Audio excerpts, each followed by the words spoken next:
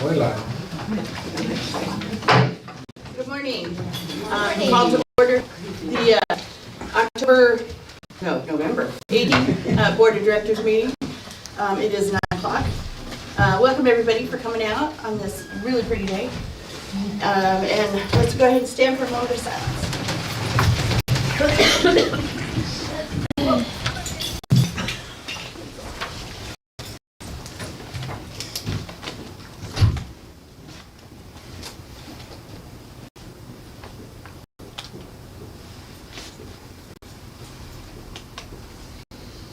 The pledge.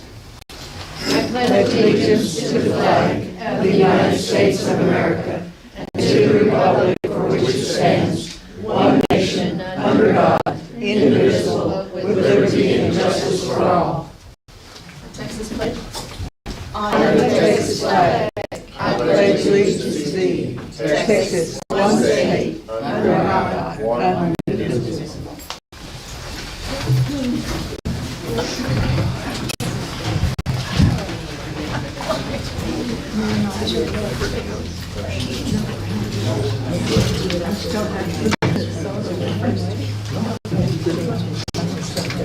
All right, has everybody had a chance to read the minutes?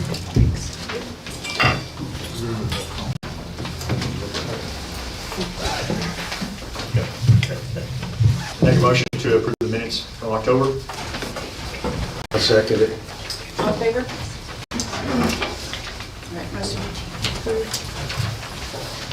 All right, Secretary's report. I don't know that we have any correspondence this morning. I don't believe we did. Thank you.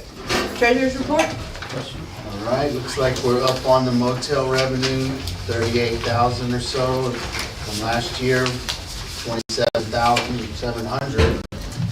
The RV revenue's double, 25 grand. It was 12,000 a year ago. And we're also sitting on a cool $1 million, 60,000 in combined bank accounts that we have. So, pretty good. Thank you. The RV park is up. We have a solar farm and AET, I think, are linemen out here that are putting in poles and stuff. So that's why we've been keeping a pretty full park. All right. He's in here. Let's see. Well, skip the board of directors report because we're going to be reporting pretty much throughout the meeting. Committee reports. The airport.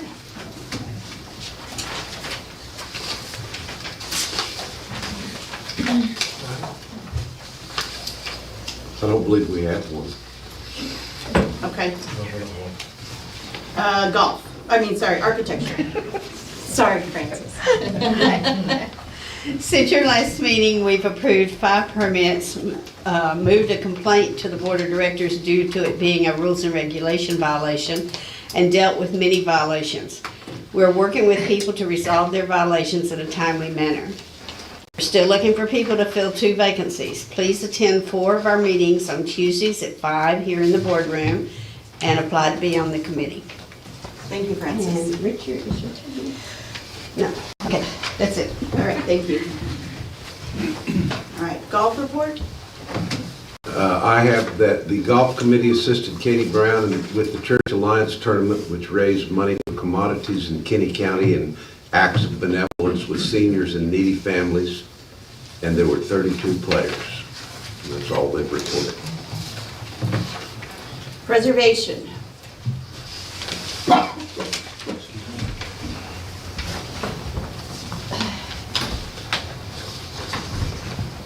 I'm sorry. Good morning. This is a report for Preservation Committee for 11/18/23. The committee discussed at length future repair work on Seminole Hall. The type of repairs needed varies from window frames, glass screens, and painting to possible major structural work. We are attempting to spread the work to more than one local contractor to speed up the completion of our repair jobs. We don't have a firm strategy on that yet. Preservation gave vote approval to the interior work needed to renovate the commissary bathrooms. We are waiting up-to-date tax cut evaluations on our 6 historical properties, which are the responsibility of the County Historical Commission. Respectfully submitted, H.N. Bidder. Any questions? Thank you. I'm afraid to ask about the major structural issues Yeah. The front porch of the Seminole, yeah. of 7. And what the problem is there's some of the joints where these, the support beams that come from the building out to the edge of the porch, where they contact the longitudinal structural beam, that's hidden by some facing type stuff that's on there. We're gonna have to get that removed to see how much of a problem we have there.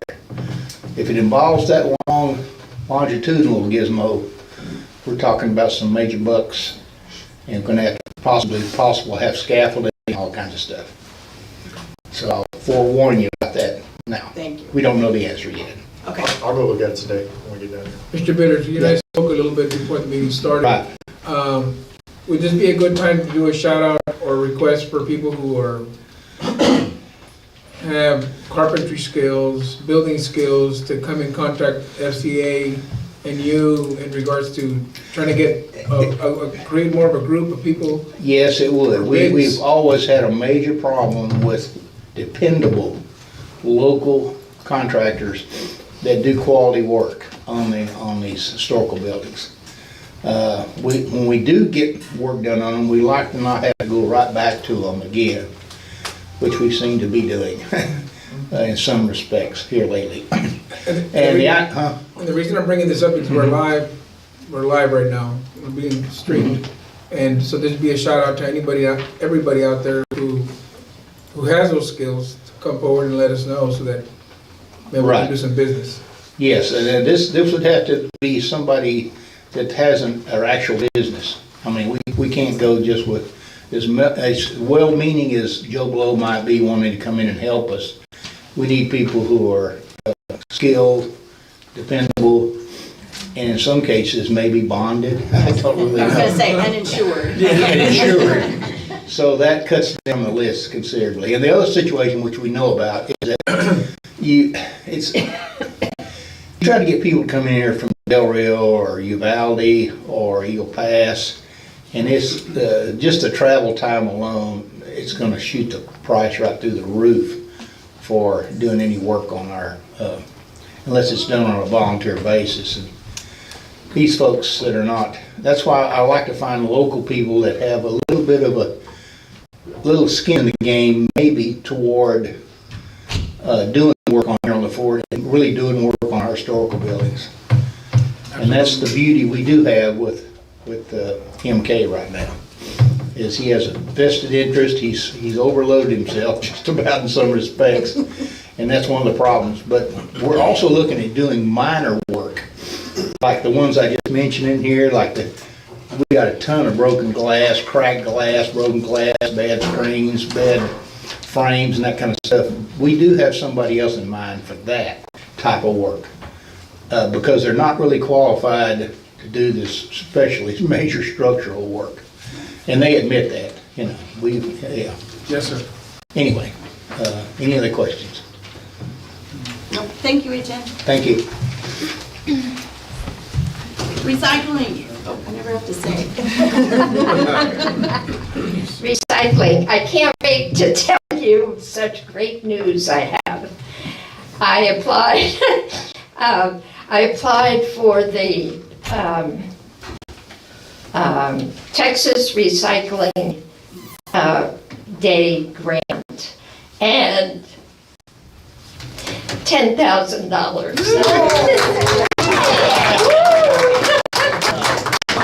Yeah, so between last year, 4 grants we had written, 4 grants, and donate. Well, it was an anonymous donation of $5,000.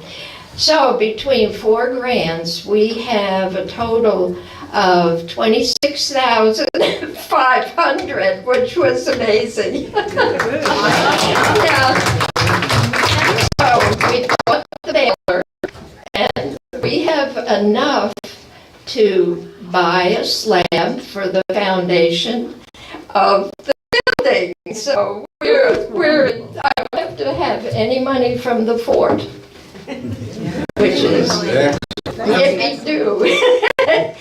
And, but mentioning, when I was getting bids for different things, I'm gonna talk to Mr. Bitter because I have a couple of people that are business people and have skills, and they're here, actually on the fort. So we're getting ready to lay the concrete and first use some of the caliche, which Philip approved. So I think we're in good shape. Excellent. Yeah. So maybe by next board meeting, I'll have something built out there. So, Elena, yeah. I wanted to tell you, thank you so much. And I want to tell everyone here, especially since we're live, you've been a great example of someone who's volunteered their time and energy. All by herself, she just filled out some paperwork and money is pouring in. Yeah. She can do it, anybody can do it, I guess. I tell you what, next year, hopefully, this is all Coca-Cola money, by the way, so keep drinking Coke, people. Yeah, because 50% of their plastic bottles are from recycling plastic, so they need it. And they gave us 60,000 this year. Seven groups were awarded the money, so I got 10,000 out of it, so that's great. What I'm planning to do, this is sort of preventive for next year. I'm afraid our forklift, and I'm going to try to apply for money for a forklift because I don't know how long that thing is going to last. We started the recycle center about 18 years ago, and that forklift was given to us and that was totally used by the company that gave it to us. We had 4 leaks last year, and God knows what's going to happen. And I know they're like 30,000 if you bought a new one. So that's my next worry. So anybody that knows about maybe a little bit used forklift. Because, Sam Holloman, for people who have been here so many years, Sam Holloman gave us that from his oil company. So he was also chairman of a board here. So anyway, that's what's going on. Thank you, Elena. Oh, I made Lots more restoration project. Oh, yeah. I made this wonderful, because Coca-Cola needs marketing kind of stuff, so I put this together. Oh, awesome. And it'll be in the recycle center. Good. So that's what, I should put it in front of the, where's the cameras? Oh, this one over here. Anyway, this says Fort Clark Springs Recycle Center, Baylor and Storage Building, purchased through Texas Recycle State Grant by Coca-Cola. Coca-Cola. All right, I'm leaving that here for, because then we'll get a picture. I'm going to put that in the recycle center, so. Oh, that's nice. Lots more restoration. That's right. We have a report submitted by Chris Hale. This month, the Los Morris Restoration Committee completed sidewalk work designed to improve disability access to and around the pool, finished picnic table repairs, and completed repair work on the final limestone planter box. That's their report. If you haven't been down to the pool yet, I know for a lot of us, I'll help myself. As soon as the water starts coming up, I go down every day just to see how fast. But if you get a chance, go down by the pool, check out the bathrooms. It's really looking nice down there. The Restoration Committee has done a ton of work. It looks great. It's got water. And there's water flowing all the way out, so. That's great. Election Committee.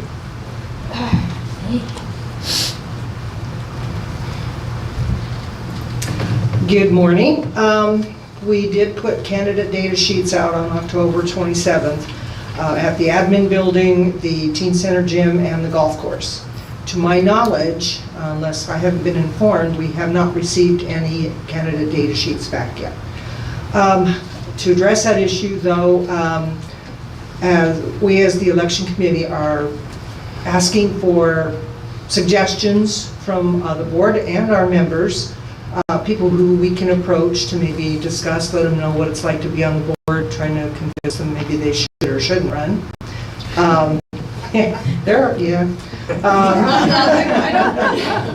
Probably shouldn't do the should. Well, non-members can't run, so we've already have a few names. We're going to meet after Thanksgiving over those, see who we know. Most of them are people we know, so. But we still like some more suggestions. We strongly encourage our members to think about it, because it's really easy to complain about what's going on, but not so easy to maybe take care of it and add your suggestions and your volunteers to correct things, make things better, whatever. So don't just complain, jump in, fix it. One of our members, please, if you have changed your property, sold it, bought a new one, please get to Gabby, get your address corrected, because as we start to get closer to the election, you won't get a ballot if your address isn't correct. And this is especially important for winter Texans. We need to know where you want to receive your ballot, okay? Because they're going to be they're going to be mailed in the spring, so that's where you need to be. Our next date is January 3rd, when candidate data sheets and resumes will be due by 5 o'clock at the admin office front desk. There'll be no exceptions to that. Okay. Are there any questions? Thank you very much. When are you meeting again? What's the date yet? Okay. Actually trying to get 5 ladies together all in the same place is not that easy. But I want to thank, we all met together last week before. We all met together. I want to thank our election committee. They're all gung-ho. I do have a question for the board, however. This is a function of the general manager, and we need to start working on it now. So I don't know who I should contact, but we need to inventory our envelopes left over from last year, both the mailing envelope and the auditor envelope, the enclosure. And so we need to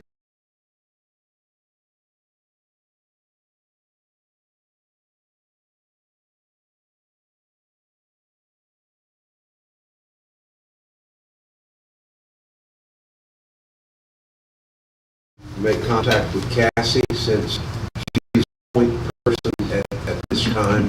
And I'm sure Cassie can come up with some assistance to do that, to get that done. Yeah, because we'll also need, by March, by February, maybe you'll have hired someone. So, but we also will need someone that is working, I can work with the post office to arrange for mailing bins and postage. Because what we do is we count the number of ballots sent, to give that to the post office.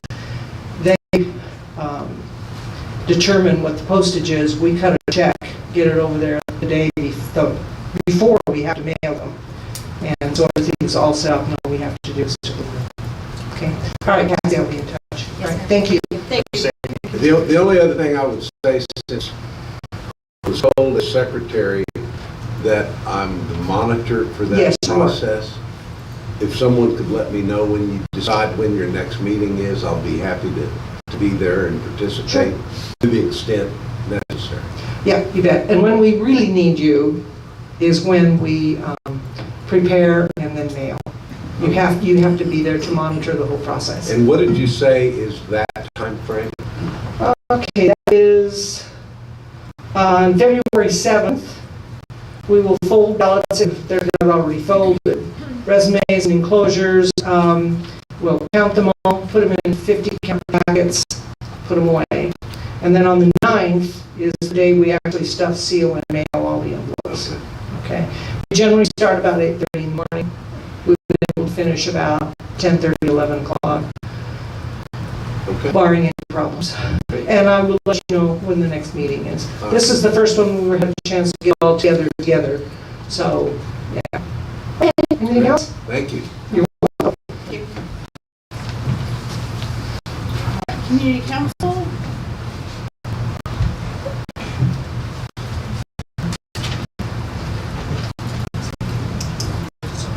Have to lower that.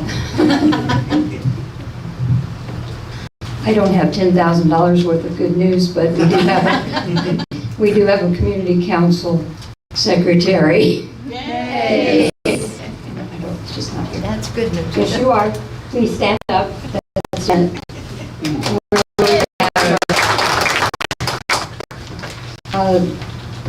The main thing is the commissary bathroom. Community Council did increase our amount that we're going to contribute to that. We had set aside $2,000 and we voted to increase that to $3,000. And each of you should have received or will receive a common property alteration form necessary for the repairs. Fort Clark Historical Society Board has approved the repair.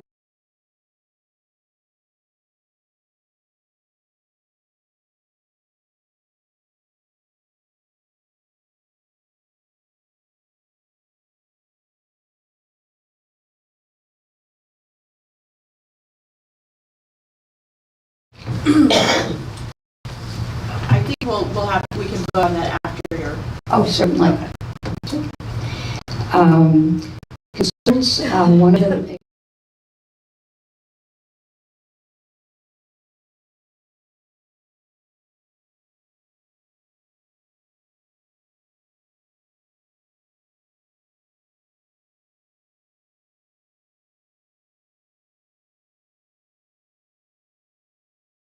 So we still don't have it on the roads, and so maybe you can cover that for us. We have a concern from Unit 1 that if it's okay with you, I'd like to have that person address you at this time very briefly. Is that okay? Or would you rather be in writing? We would rather have it in. Okay. We can do that, right? Or to be asked to Yes. go on Okay. the agenda, yeah. We can do that for next month. We have a nominating committee.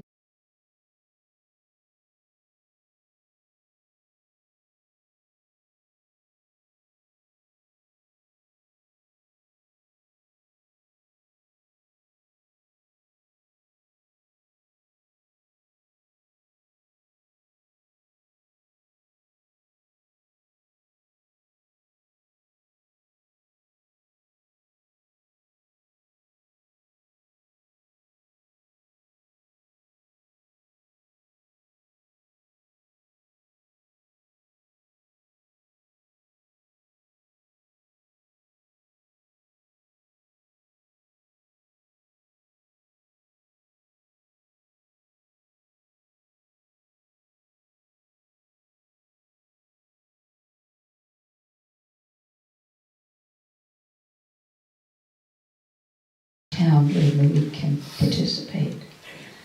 And Francis, would you like to do a brief Fort Clark Days? Thank you. Okay, before we get to that, real quick, is the Eclipse going to give a report today? I would say no. Okay, okay. Do we want to go ahead and just take care of this? Yeah, and I just make it for the record that I walked the improvements for community council and the alteration form is accurate with what y'all represent showed me. Okay. And it's, I would say, you just need to keep Philip in the loop, you know, just so that for any kind of, Francis is taking the lead on that too, so. but I think we haven't formalized, but I think we should go ahead and vote on this. Is there a motion? I'll motion. And a second? Second to All approve. right. All in favor? To fix the commissary.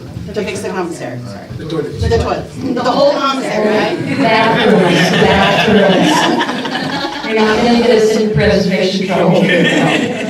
No. Well, if one person would like to, you know, after we break, if they would like to, you know, at least come up and give us a heads up, that's. Okay. That's fine too. Cool. Thank you, and thank you for approving our request. Thank you, Barbara. For Fort Lauderdale, we've had 3 meetings so far. We're thrilled that our winter Texans are back and ready to get to work. We could not do Fort Lauderdale without them. We've been given permission to have a night firing of the cannons, so the cannons will be back. We already have people contacting us to be food and arts and crafts vendors. We really need a couple of people to step up and head those 2 committees. We have all the information from last year to help them get started. It was so successful last year. I know most of our vendors from last year will want to come back, and word is spreading, and we have new vendors wanting to come. We're prepared to open Seminole Hall for the overflow vendors. We will be having a street dance on Saturday night so more people can come. We will have a movie on Friday night. We're arranging for the museum to be open Friday for our living historians, and we'll be providing them a wagon ride through the historic district. We're excited and ready to get started putting everything together. Awesome. Thank you, Francis. Thank you, Francis. All right, unfinished business. Everybody's favorite topic, the assessments and the CPI. Did you all see the? I read through this, but I don't, I guess I should have called you, but I don't quite understand. These are proposed. Yeah, this is what we use the total, and so those are, yeah, any of the options. These are the options for rent. And then this is, Yes. that's where it goes. So does anybody like to speak on our thoughts? I guess I'll talk a little bit about it and get started here. Obviously, it's a touchy subject. We've already approved to increase it. And obviously, we didn't have that on the agenda properly, or with proper notification. I kind of broken down the board generally makes about 2.7 million in total income. And just some of our like larger expenses that are, we're going to call it greater than 10%. We currently spend about 1.436 million in payroll, which is 53% of our total income. You know, that's generally, that number generally should be between 40 and 50%. Our insurance is 250,000, which is 9.2. Our utilities is 254, which is 9%. Our admin is 168 at 6.2%. Of course, that's not all of it, but at the end of the day, we have 3.7% remaining. Why is that important? I think if you're asking like why are you telling me those numbers, is because 3.7% remaining is important, because if you were running just a pure business, that number's low. You know, I mean, we'll just say like large construction companies generally net between 5 and 7% at the lowest. So, and they're one of the most susceptible companies for changes that affect their bottom line due to weather or a material change or whatever the case may be. So, you know, I broke all this down for myself so that I could look at it and go, is 3.7% acceptable?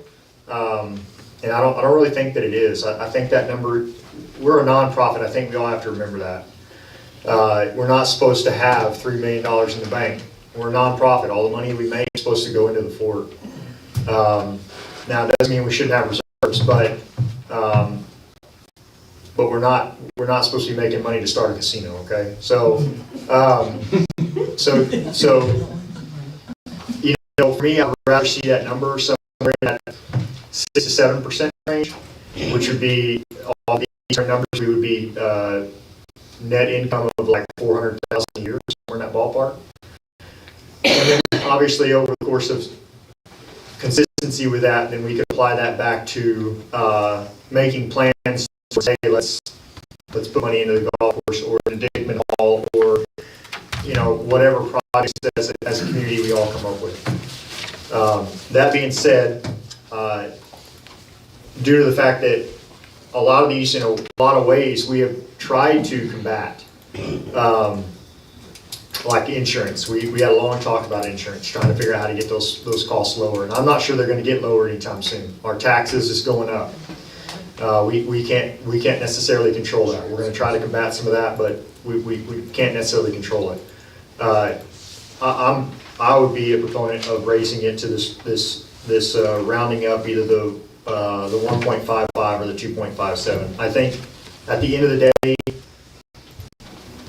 until we get the structure in here to get our payroll where it needs to be and some of these other percentages under control, we still have to create a buffer to allow us to give raises to our employees that we do have, that we want to keep, all that other good stuff, under their yearly reviews and whatnot. So I think we have to have the ability to do that. And if we don't increase the rates a little bit, then we may not have the money to jump down the rabbit hole of all our taxes that are increasing. So between payroll and taxes, I think it's acceptable to raise the rate somewhat.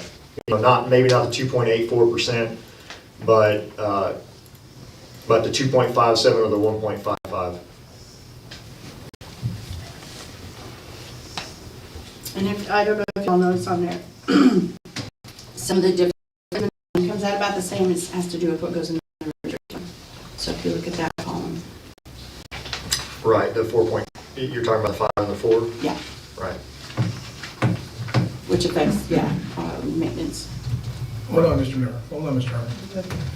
Harmon. My input at this point is that this has been a very tough year in many respects. And in June, after we lost the former GM, it fell upon us that because of the change in QuickBooks and the old system, they weren't collecting on people who weren't paying. So we have to start getting people caught up on their assessments. The pool situation, not our fault because the water's not flowing through. We've been trying to catch up with things that have been set aside or not been paid attention to. And that's been costing us a little bit of money. But the last 2 years in a row, even though we weren't all here, the board has raised the rates at 100% at what they could raise it. And until we get some of the situation and the financial situation situated, I'm of the belief that if we're going to raise it, it should be pennies or nothing at this time, and wait till next year to see how we are. Tony, do you have? Well, something that John mentioned, and certainly all of you are aware of, is that we are a nonprofit organization. But we're also a very unique in the sense that we have historical preservation to be done. Without a doubt, historical preservation costs more than simply remodeling. I personally believe that an increase is necessary, but couple that with the fact that this board in the last several months has done a lot towards cleaning up problems that existed. I won't go into the details of that, but I think it's important to recognize that an increase is necessary. I'm certainly not opposed to a minimal increase, but I think one that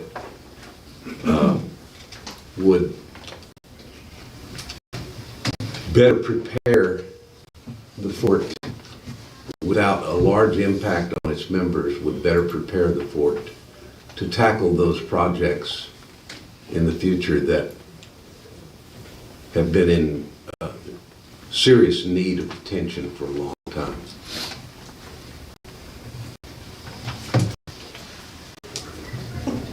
You good?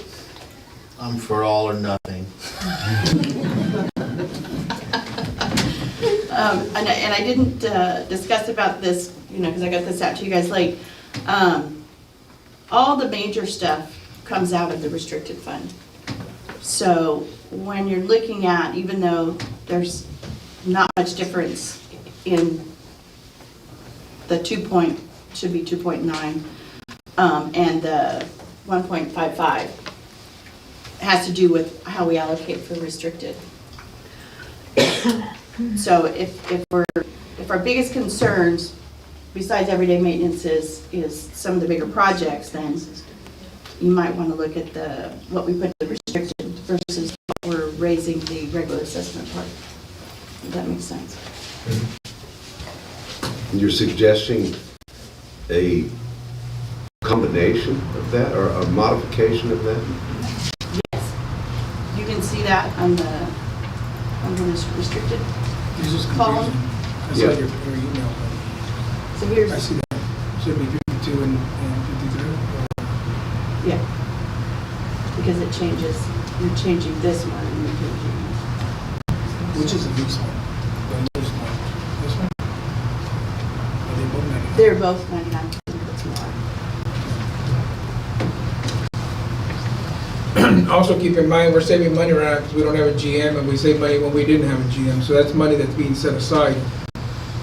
And I think that should hold us over till next year. As a matter of fact, I know it will. We get on collections, which I'm trying to take a bigger part in that now. And then with not paying out a salary, we should, in my opinion, we should be okay. I don't think we're not even near any type of situation where we're in dire straits. I don't agree that it's gonna hold us over till next year in light of recent discoveries of expenses that either weren't paid or that we didn't know about. There's been a lot of those types of discoveries that we simply weren't aware of certain financial obligations until they've been more recently exposed. Who knows what's going to happen next week? What are we going to find next week that we didn't know about? So I personally don't think that we can just expect to carry over until next year. Well, and in regards to accounts receivable, your numbers are including if all the assessments, you're looking at it on an accrual. That's if all the assessments are paid. And even if, so we're running at a deficit in assessment, so even if we collect the assessments, I mean, not deficit, like, we're just not collecting all that should be collected because people aren't paid. So his numbers would include everybody paying. So even though if we catch up on our things, we're still running close to the bottom, profit-wise. And I think to touch on that, I think when I got here, I kind of had this assumption that, oh, well, there's got to be so many things that need to be fixed, and there are some things that need to be fixed within the system, and the team has been doing a great job doing that. But our total assessments for a year is 1.6 million. Our total expenses just in payroll is 1.436. It's just not, we literally could not survive without the RV park and the hotel. So when we think that we're paying so much money for our dues, which, I mean, I get it, $100, I get it. But our dues, literally, if we did not have the commercial aspects of the fort, would not cover, but 70%, 67% of our total costs that are associated with the fort. So.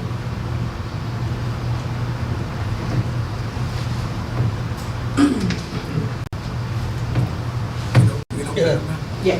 Bill Harmon, I just have a question. I'm from Missouri, so to speak. Based on John's numbers, the 1.5 and the 2, whatever those numbers were, what does that break down to me as far as my actual assessment money? What, Current, In other words, what would be the increase Currently, right personally now. on my 2 right. bills? Currently, Okay? with one lot and a residence, Right. you are paying $97.49. With the options that we have, you could pay anywhere from, combined for one lot and one residential, $99 to $100.26. So it's not a huge difference, it's just a matter of what we, if we put more in it, restricted and that type of thing, so. And by more, I don't mean like a ton. yeah, the options are $99, $100, and $100.26. Right, well, that, we can see then what it's gonna cost us personally. Not, besides you saying percentage. Right, okay, yeah, no, And that's what I was just getting at, what is it how is it gonna affect us personally? $2. Yeah, yeah. Right. $1.51 a month. so I if we don't went think with that that's $99. out of the realm of reality. Even the max, $2. Yeah. Yes, ma'am. Kate Burkhart. This seems like pennies, and it is.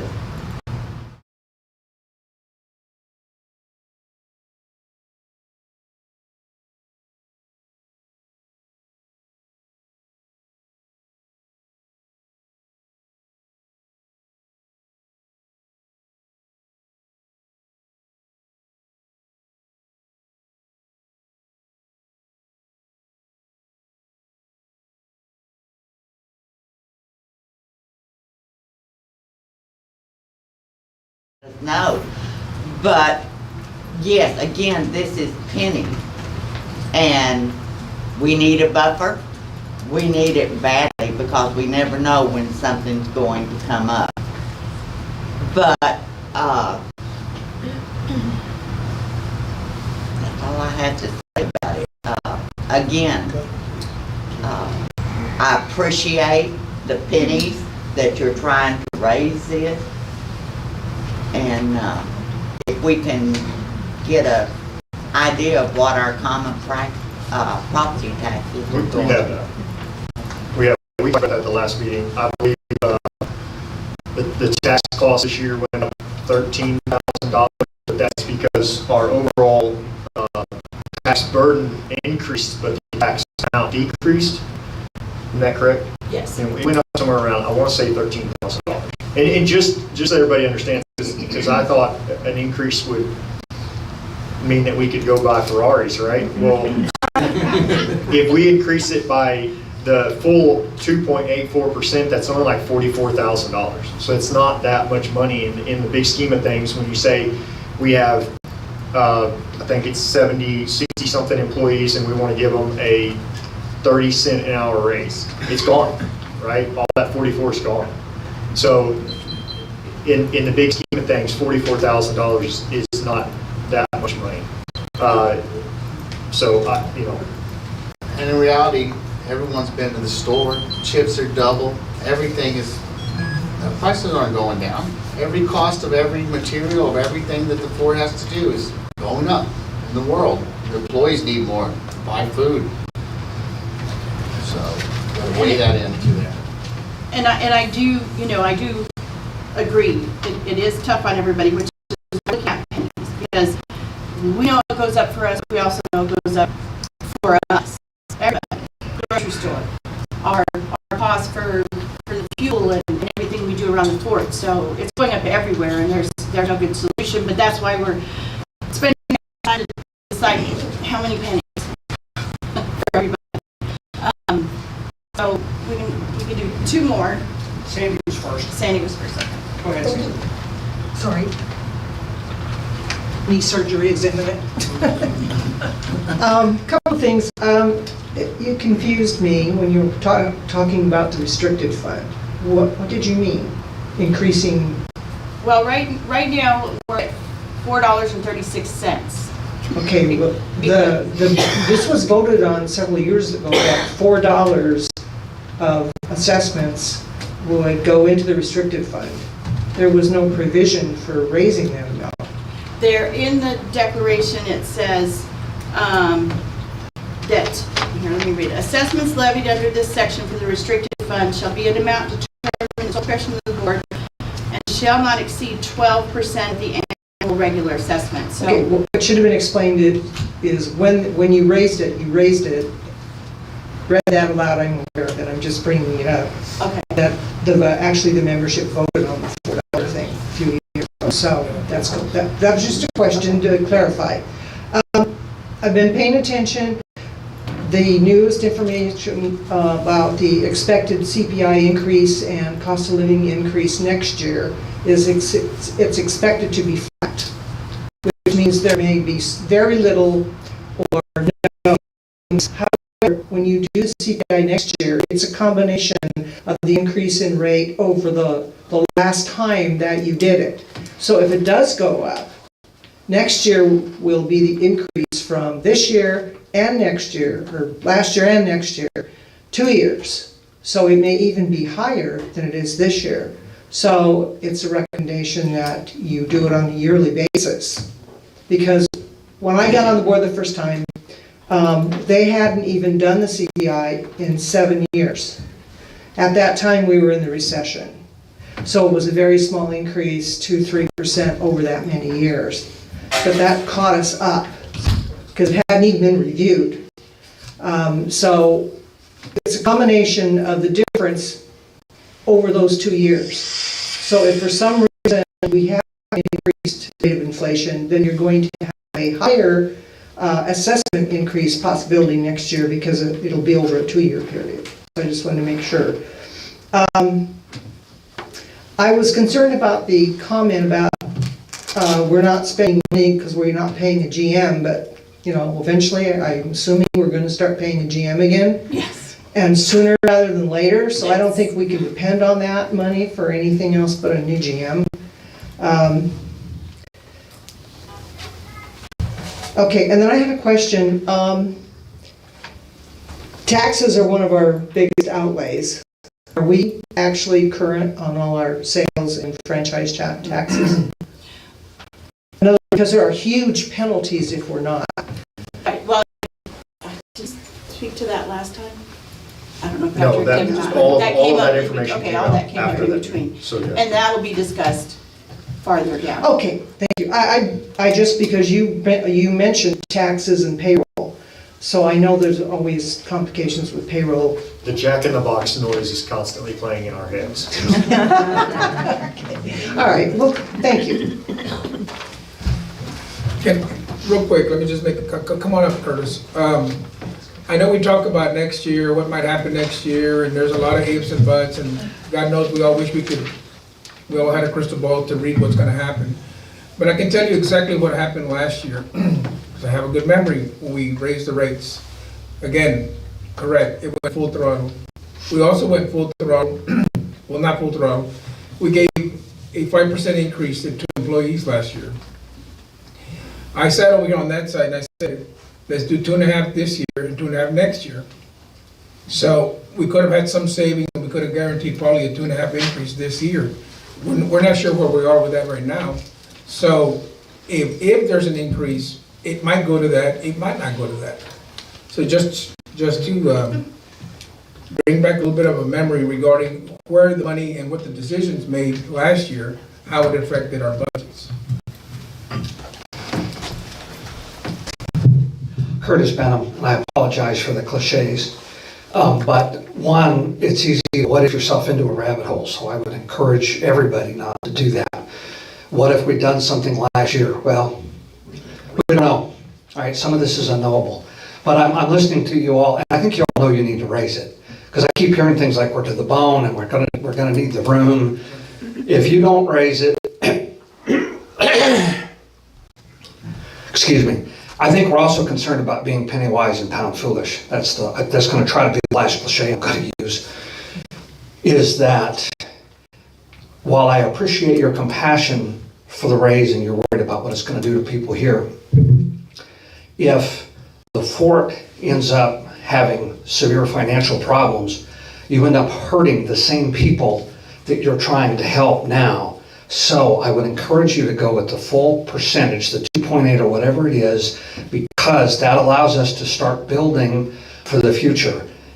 It may not work, but if it does work, we're better off. If we don't do it, it won't work. So I think you all know what we need to do, and I would encourage you to do it. Thank you. Thank you, Curtis. I think something that we've all realized, that's obviously a touchy subject with this community, probably always has been, but it would be a lot easier for us to raise the rates. At least maybe I'll just speak for myself. It would be a lot easier to raise the rates if we felt like everybody here trusted us. Because there's always, as long as I've been aware, there's always been a distrust to some extent of the allocations of where money goes as far as the board or the GM or whatever. And if we could sprinkle y'all with fairy dust when you walked in the door and brainwash you, we would say, hey, I know for a fact that nobody on this board would ever do anything to hurt the board. But making y'all believe that takes time. And so I think the predicament that's hard for me is that, we can raise the rates, but then we have to have y'all believe and trust that that money is going to get spent in the proper place. Or it's going to get saved in the proper place. And then that way, as a community, we can come together and say, this is where we want this money to go. So, to your point, Curtis, yeah, I'm a proponent of it going up. And it's not so much that I think that's the wrong thing. It's just that I think there's a trust factor here that we have to get over. And I think that everybody would be willing to pay the additional $2.51 a month if it was like, hey, this board's great, we won't have any issues here, and everybody's happy, and we don't have any of those speed bumps within the community. So it's not going to happen, John. It's not going to happen that overnight there's going to be 100% trust of the membership, which is okay. I mean, we live in a free country, we live in a democracy, you can feel the way you want to feel.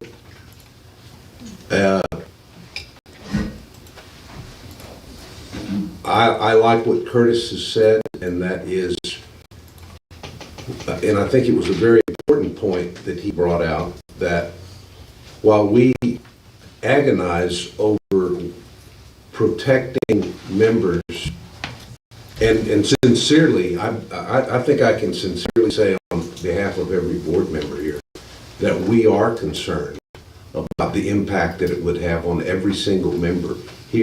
It's an agonizing decision to have to make, but we also cannot afford to sell ourselves short, which would result in what Curtis described as being in a financial bind that's then going to hurt every one of those people that we were trying to protect and make that difficult decision. And I certainly wasn't being critical of what you said, John. And I think you know me well enough to know that I wasn't being critical. But it's the fact that we deal with. Well, and I think we're agonizing on both sides. Yeah, we are. For everything. No question. Do we have? Can I say something, please? Yes, sir. Mike. Okay.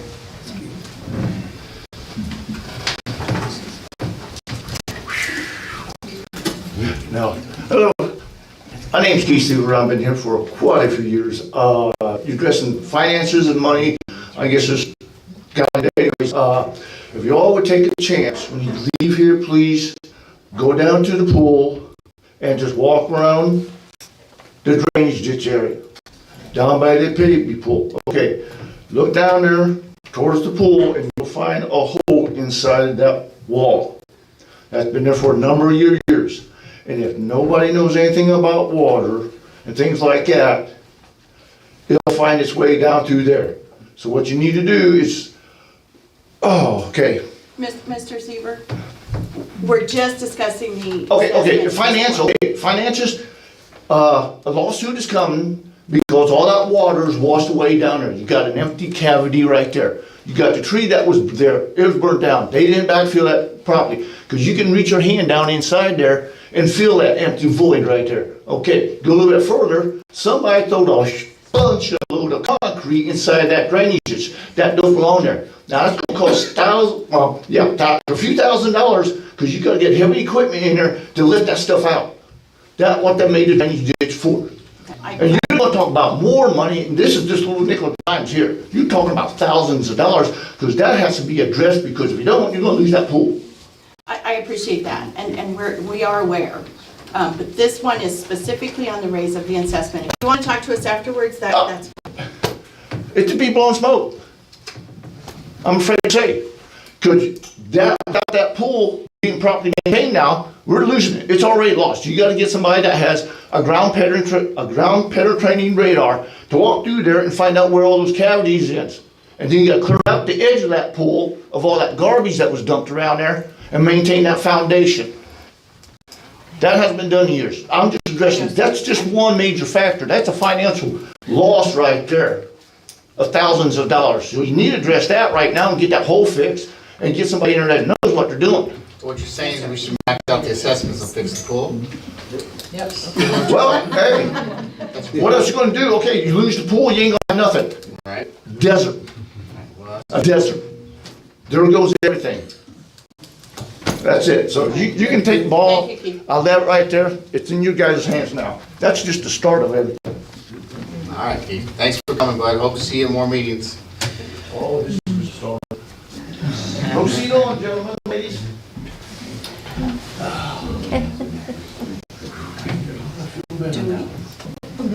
Joanna's raising her.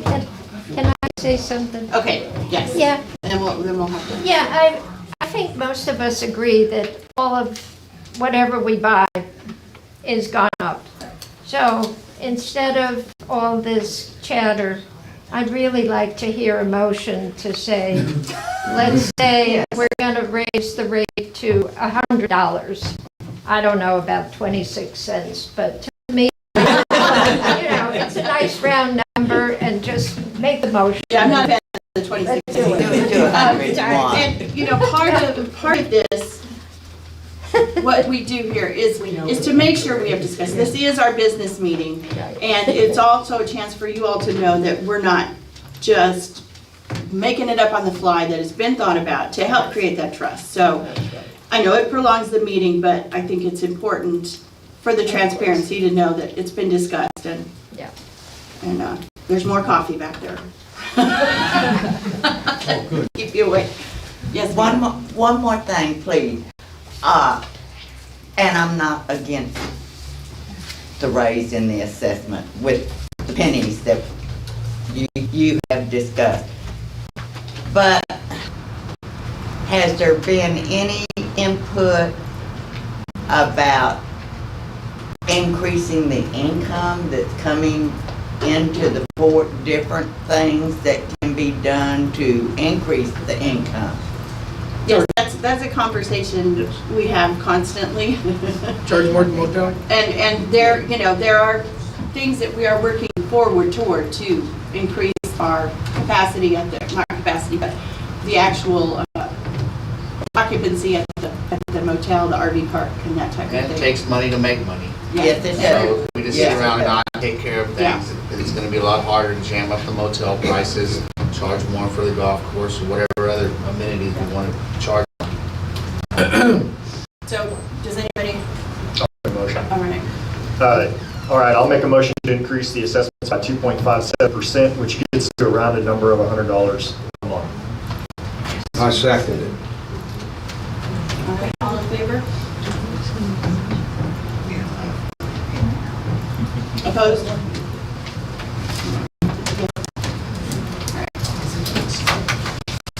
Moving on. I got on my agenda again. There we go. All right, we had a number of email votes. The first of which is we had 2 for better derelict vehicles that were no longer worth much of anything, and somebody offered us $300 apiece, so we sold off that Ford property. Next one was the approval to fix to repair the corner support beams on Patton Hall of the motel. That was for $8,700, and that was approved unanimously. Unfortunately, it's going to take a little bit before they can get to it, but it will be taken care of. And the third one, where is it? Yes. We voted to approve a Christmas bonus, a small Christmas bonus for the employees. Given, I mean, it's usually done every year and normally it wouldn't be voted on, but without a jam, we went ahead and just voted it and transparent to the members. So I think that's for email votes. I think that we emailed to approve her to start working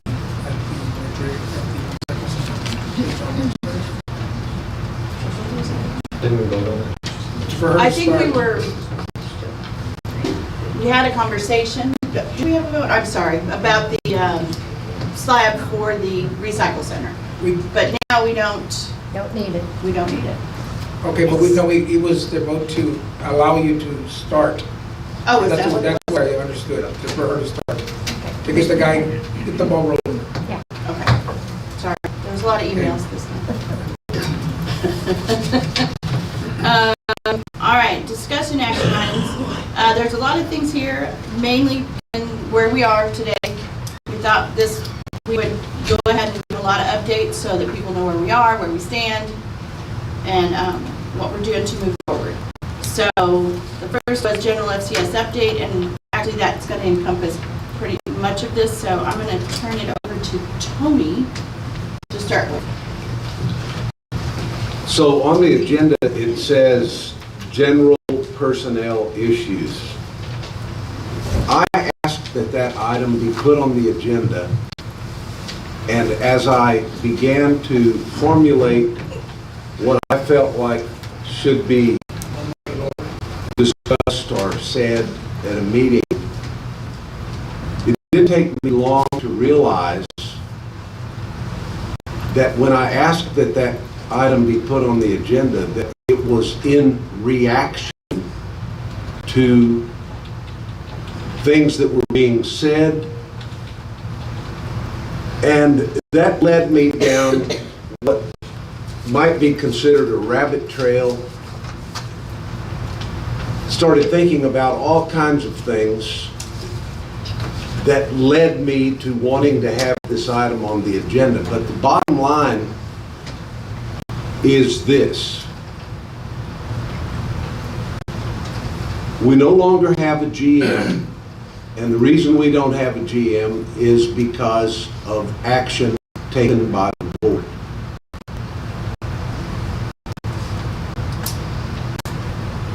I realized that when the GM that we just previously had was hired, there was a lot of discussion, rumors, and it amazed me to think about how much is discussed on social media these days, which caused me to then realize that by me asking for this item to be put on the agenda was in reaction to that.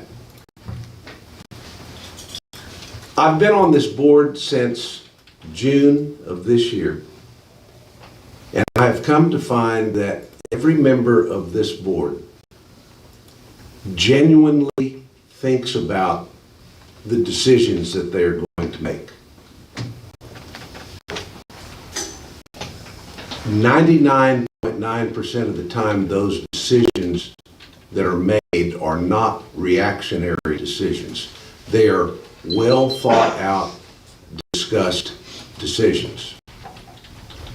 And I know this sounds like I'm getting off topic a little bit, but without a doubt, personnel issues are not issues that we discuss in public. Without getting too technical about it, the reason we don't discuss personnel issues in public is in order to protect the individuals that may be the subject of those decisions. But equally important is to protect this organization. We do not, as a board, engage in the types of discussions that you see on the lot owner's Facebook page. Most of those accusations, most of those discussions that take place are uninformed discussions. And all they do is lead to hurt feelings and additional misinformation. Information that's not. Everybody can speculate. You can all speculate.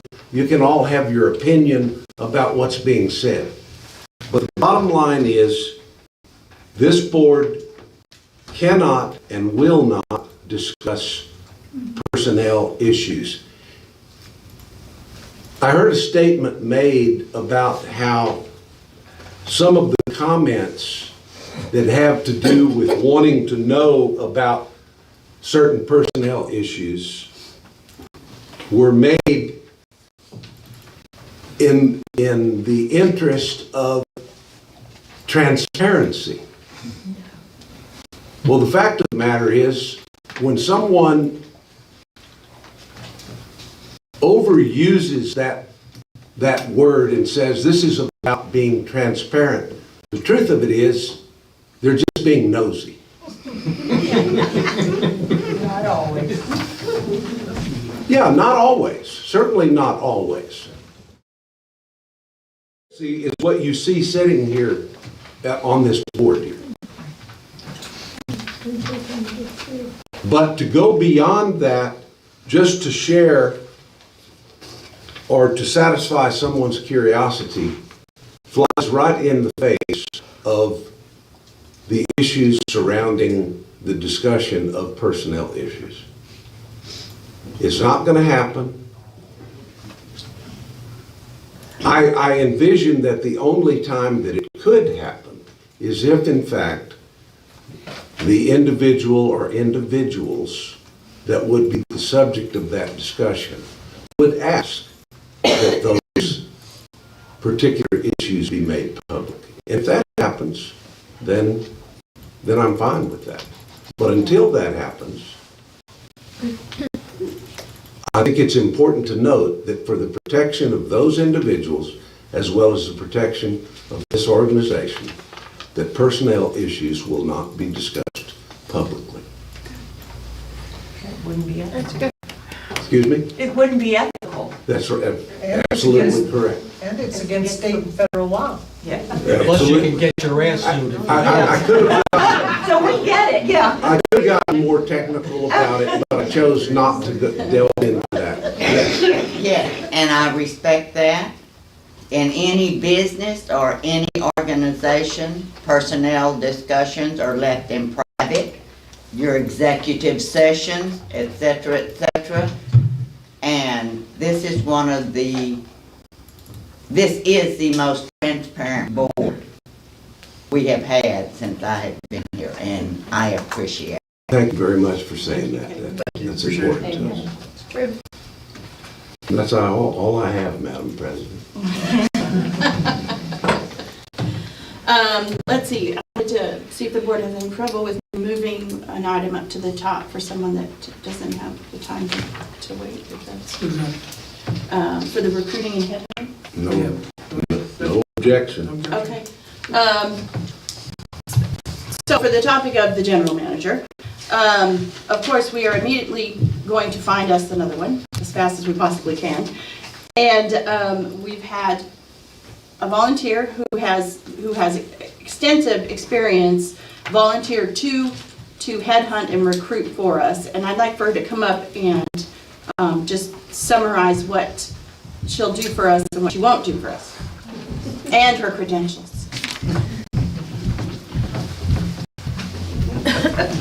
Hi, everyone. Welcome back.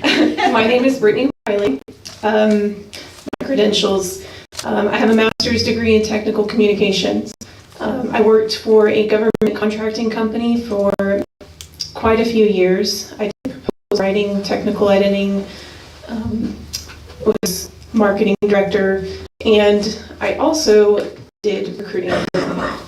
So for just over 2 years, I recruited for very highly skilled positions that required security clearances and lots of requirements by the government.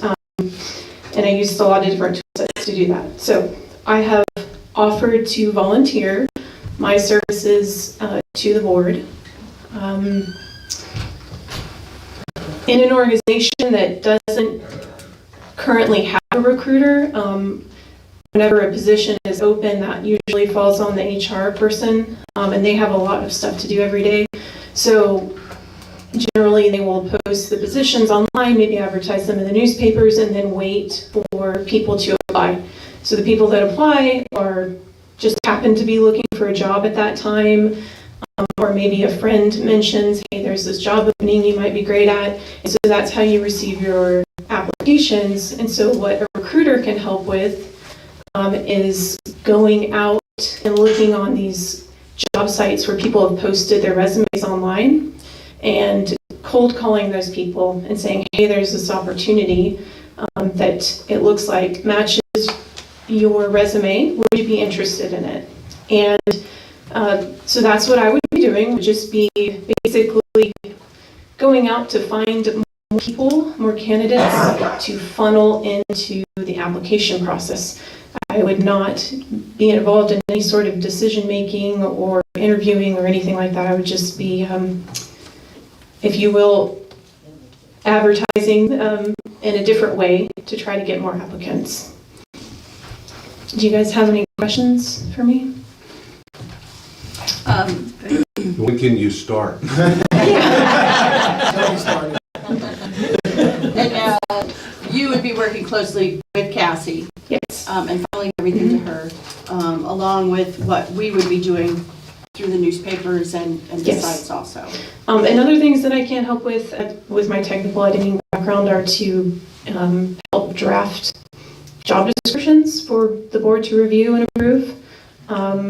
And also, as many of you may know, I did help and volunteer recruit the same process last time. And so as I find candidates and I talk to them on the phone, I fully disclose that I'm a volunteer and that I'm not a decision maker. If they're interested, I send an email to the HR person and to the board president and make that connection. And then I'm out of the process at that point, unless sometimes, maybe I would, if they decide to interview that person, since I was their original contact, sometimes it's helpful for me to call and say, hey, would you like to schedule an interview for this position? And then I help them set a time with HR, and that's it. So I'm happy to help in all of those ways, or just some of those ways, whatever's needed.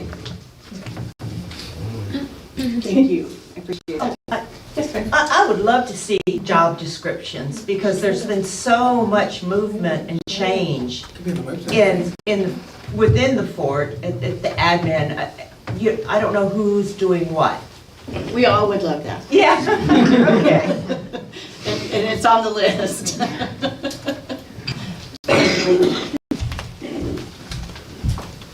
I think we're all, this is not something we need to vote on. We just wanted to have that out there in case there was any questions and to be transparent.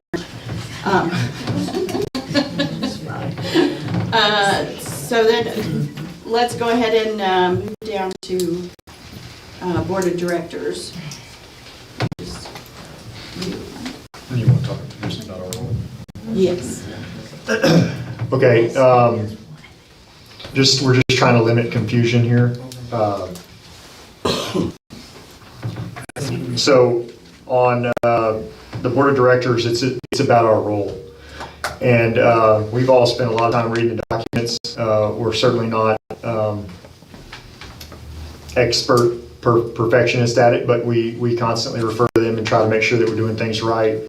And this board believes that, when there's not a general manager in place and not an executive officer in place, that the board is to be the executive officer, and that we will do the same thing we did last time, and that's put out responsibilities. Lisa will do that.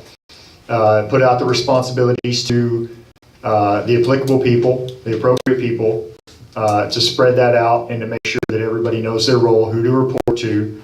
And the good news is, it was really hard the first time, because when you're growing, it's always hard. We've all had that in our lives. But when you've done it once and you've been there, it's a lot easier. So we will get through this much more efficient than we did last time, with much more transparency and clearness of path. And just want to let everybody know that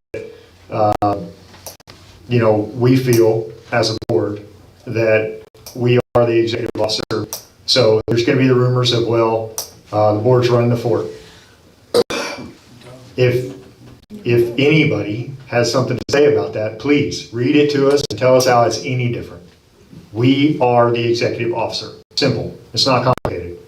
Now, we're not kings and rulers, but there is no executive officer. So we're not trying to run the fort. We're trying to keep the fort together so we can get a general manager in here. There's no conspiracy. There's no anything going on other than we're trying to make it from point A to point B. So we're always open to suggestions. We're always open to criticism. But as far as us five sitting up here, we understand what we believe our role is. And when it comes to open to criticisms and suggestions, it would really be great if you came to us and not put it on social media. Log on all the way, guys. I can speak for all our members up here. We're willing to talk to anybody, but we're not going to go around looking at the social media and answering in it. Looking at the channel over here and answering over here. If there's an issue, if there's a concern, if there's a confusion, please talk to us. And if you email us the concern and specifically ask, we will put it on the next agenda and read it as part of the record. We're not asking you. Oh. Time out. Okay. Okay. We've had some emails in the past that are, I believe we have one that was 70 questions, or it was close to that, okay? Look, well, obviously, we want to answer everybody's questions. We've all of us have had personal conversations with members that said, hey, just call me and ask me. We'll give you an update. We'll tell you whatever we can tell you. Reasonable. But at the end of the day, we were all open to a request to the board to answer a few questions. But, I mean, when it starts exceeding 10 questions, and it's going to take hours and hours of our day, we are also volunteers. And I promise, these five up here volunteer more than probably almost every other volunteer combined on the fort. So we spend a lot of time working.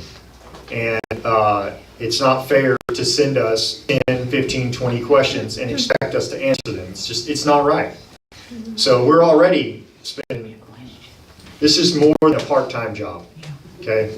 And when I got on here, I thought this was going to be a part-time job.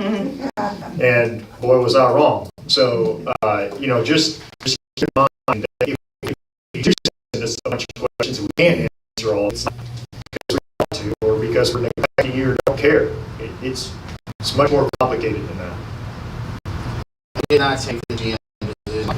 It just gave us all a bunch more things to handle. Yeah. Like I said, we don't want to run the fort. We want to keep the fort running, not to ditch. That's the bottom line. Communication, in case anybody doesn't know, of course, email is good, in person is great. But this last month, someone was nice enough, anonymously, which I don't have a whole lot of respect for someone who does things anonymously, but I understand. They put a little note, a love note inside an envelope and taped it to the board door for us to read at a later date. I mean, I'm assuming it was an adult, I'm assuming it was a member, you know, and most of everybody knows who we are. I mean, there's no hiding. So just come and ask us what's on your mind. It's very simple. I'm not saying don't put an letter on the door, but you know, that's your thing. Go ahead. I was a little surprised to find it taped on my house door, though. So that was fun. But we're not going to answer something like that, you know. So, but we are here. I mean, I know a lot of people know me, so a lot of people know all of them. But we're willing to talk to anybody. But let's move on from there. Triumph. That is the company that was given to us by Patrick. Recommended by Patrick. It is a very good company, and they have done more in the last 2 weeks to understand our process, to see where our holes are, and to know how to fix them than I've seen them since I moved here. Because the financials have always been a problem, the structure, the process, and they are moving ahead as fast as they can. It's slow to begin with, and a lot of it's behind the scenes, and like even we can't see all of it. A lot of data to change, but we are starting a new QuickBooks Online process. We're stopping the old as of September 30th, but all this stuff is carrying forward. All the numbers will be trued up, everything, accounts receivable. We'll actually have a better idea of accounts receivable. Our P&Ls will look better. Everything will be a lot clearer to the membership and to us. And we're also moving to a cash basis, which means when you look at, I mean, there's still things that we accrue. But when you see a P&L and we see a P&L, when it says these are the assessments for the month of October, those are the assessments we actually collected. Not the ones that we billed, but collected. So when you're looking at a P&L now, you're looking at what we billed and not what we collected. And it's not that's just an accrual method. It's not like anybody's trying to hide anything, but it makes it very hard to see where you are, where you want to go, and what you have. So, I just wanted to bring up, because I know there behind the scenes were concerns about the fact that it came from the previous GM. This is a bona fide company that does something that other companies don't do, and they have been with us every step of the way. They've met with the employees, they've learned their processes. So we're very comfortable. We're also very excited about where we're going to be by January. So I just wanted to let everybody know that hopefully we'll see a huge difference and be better at being able to plan and budget going forward. In conjunction with that, are they doing the annual audits that we're missing?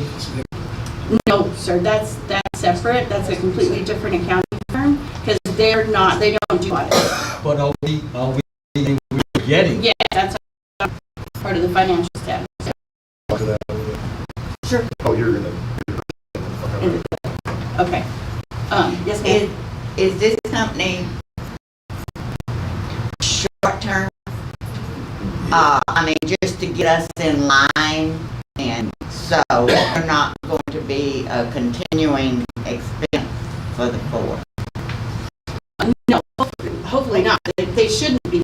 What they're going to do, besides getting all the processes, getting our QuickBooks, so we know that our numbers are right, the mapping is right, they will be training those employees that use the system so that they don't just clean it up, it stays clean. And then they'll run with us for a few months, continuing training and double checking behind the scenes to make sure they're still clean. We're not just have a clean process and then, 6 months down the road we have a mess again. So that's where we're at with that. And then I'll move into the financial status. The audit for 2022 should be done in the next 3 weeks or so. I have my notes for that. Over there. And then they'll start on the 2023. So we'll have the 2022 soon, and we we'll have the 2023 by the end of the meeting like we're supposed to have. So they've sent us a long list of all the information that they want, so that's what we're currently working on. I think it's important to note too that the 2022 audits would not, before I got on here, I thought, oh my God, how could it be that hard to get an audit? Okay, but we actually thought about trying to find somebody else to do an audit for us, and it's almost impossible.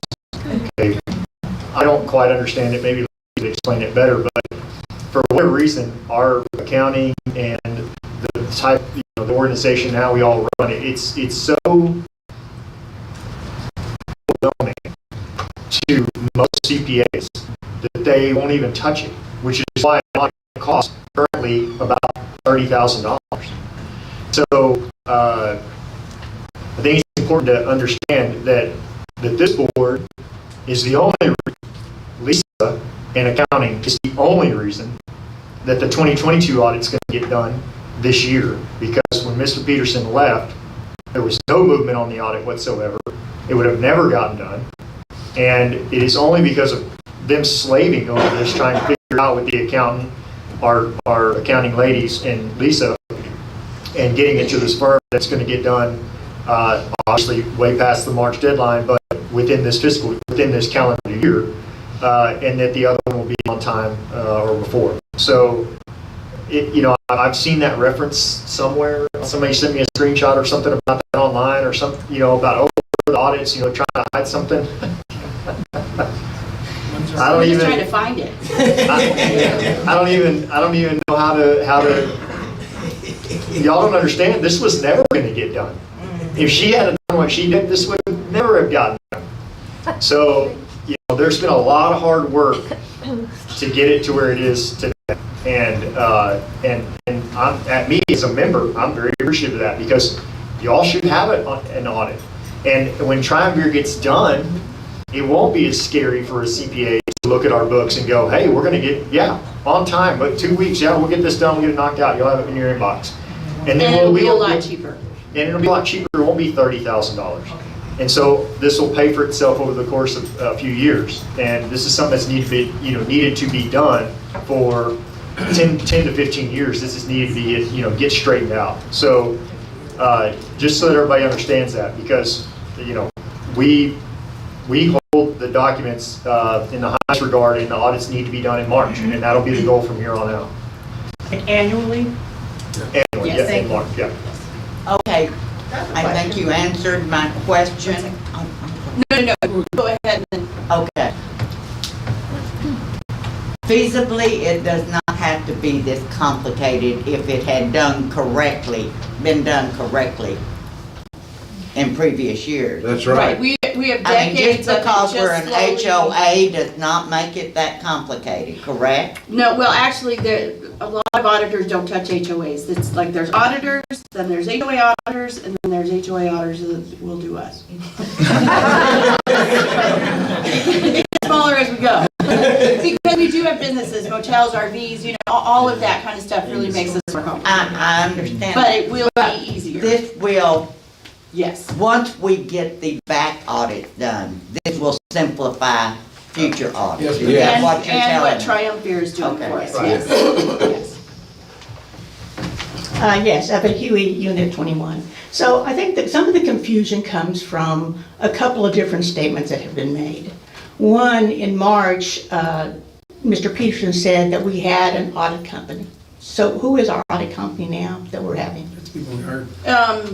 It's Brick Coggins, CPA. So that's the one that he had mentioned in March that they were going to start the books. They had not been signed, they had not even decided at that point Okay. that they were going to do our audit. So in the June meeting, on the Board of Directors report, you stated that the 2022 audit was ready to go. What was that about? It was ready to go as far as them working on it. They're working on it. Yes. Okay. Sorry. Because to me, it sounded like that it was ready to go. Oh, okay. I apologize. No, we So were there's some ready to get confusion in that, we keep getting, No, the and the- audit company has been hired, and now it's, last month we needed to hire another one. I did not know if it was the Coggins CPA. So they're the same ones that we had looked at before that doing it? Well, it's two separate. Okay. There's Coggins, who is our CPA. Okay. And does our, checks our financials, does our taxes. But you can't his son has his own company and they do audits. Okay. So, yeah, it's two different companies, and that company wasn't sure that they wanted to do it until recently. And then there's the process of, well, this is what they want to charge, well, do we want to pay that, Right, okay. all that takes time. All right, I just wanted some clarification on those statements made, in the minutes. And then I have questions on the website, but I guess we'll get to that next. Yes. Okay. Before we go any further regarding the assessments, I hate to go back. Will the assessments start on January 1st? Because they would have started November 1st, correct? Well, They would They have would've started. started October October. 1st. so there'd be 3 quarters. It'd be at least 3 quarters. That's what I'm recommending, that it start on January 1st. Start on December, get it done. Part of the issue is this transition to the new QuickBooks and making sure, because we don't have all of that. Emails, there's a lot of information in too many different places. I would recommend January, but if it's, December is only I would say, 2 weeks away and a holiday. yeah, I would say do it when Triumvir says, hey, we can blast it off. I mean, if it's incomplete, good grief, we don't want to. I think a good idea to have all that merged at the same time that Triumvir's done. The Triumvir said that they would be mostly done except for training December 1st, allegedly, but absolutely they thought they were not past the 1st of January. So They weren't secure by December 1st. They're more secure by January. that was like their worst case scenario, January 1st. All right. Excuse me. I don't think we need to. Okay. All right, you might be on record with that. Okay. Now I've lost my place. Spring? Yes. All right. Spring presentation. Oh, a whiteboard. Mr. Jim Burton here? Yes. Live and in person? Live in person. I don't know how much. Oh, you gotta do that part. That's fine. I don't know if I need a microphone or not, but I'll stand here. Jim, can you give us a little bit of background? Yeah, well, here.